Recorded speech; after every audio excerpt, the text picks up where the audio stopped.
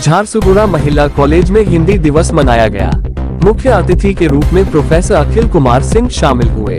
इस अवसर पर कॉलेज के चेयरमैन डॉक्टर सरोज कुंवर एवं प्रोफेसर अखिल कुमार सिंह ने हिंदी दिवस के महत्व पर प्रकाश डाला।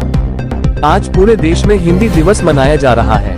हिंदी भाषा की पहचान सिर्फ भारत में ही नहीं बल्कि पूरे विश्व में है। दुनिया के कई देशों में हिंदी भाषी लोग हैं। इस भाषा का प्रचार प्रसार निरंतर होता रहता है। 14 सितंबर 1947 को हिंदी को राष्ट्रभाषा के रूप में मान्यता दी गई। तब से हर साल इस दिन को हिंदी दिवस के रूप में मनाया जाता है। लेकिन क्या आप जानते हैं कि हिंदी दिवस किस लिए मनाया जाता है? 1998 से पहले हिंदी विश्व में सबसे अधिक बोली जाने वाली भाषा के रूप में प्रयोग की जाती थी और हिंदी पूरे विश्व में तीसरे स्थान पर थी। इन हिंदी भाषाओं में भोजपुरी, ब्रजबलसा, छत्तीसगढ़ी, गढ़वाली, हरियाणवी, कुमाऊनी, मागधी, दुरिया और मारवाड़ी शामिल हैं। 1947 में जब भारत अंग्रेजों से आजाद हुआ तो राष्ट्रभाषा को लेकर एक समस्या थी, क्योंकि कई अन्य भाषाएं हैं भारत में भी बोली जाती है।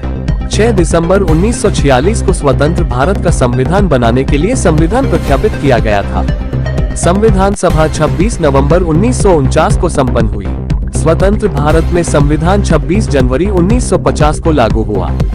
लेकिन संपूर्ण भारत के लिए राष्ट्रगान के रूप में किस भाषा को चुना जाए, ये बहुत महत्वपूर्ण बात थी।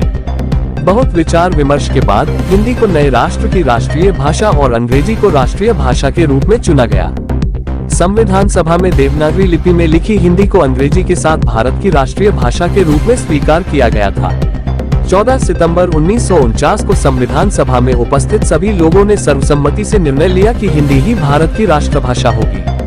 इस अवसर पर विद्यार्थियों द्वारा हिंदी नृत्य गीत प्रस्तुत किए गए तथा अंत में विभिन्न प्रतियोगिताओं में भाग लेने वाले विद्यार्थियों को पुरस्कृत किया गया।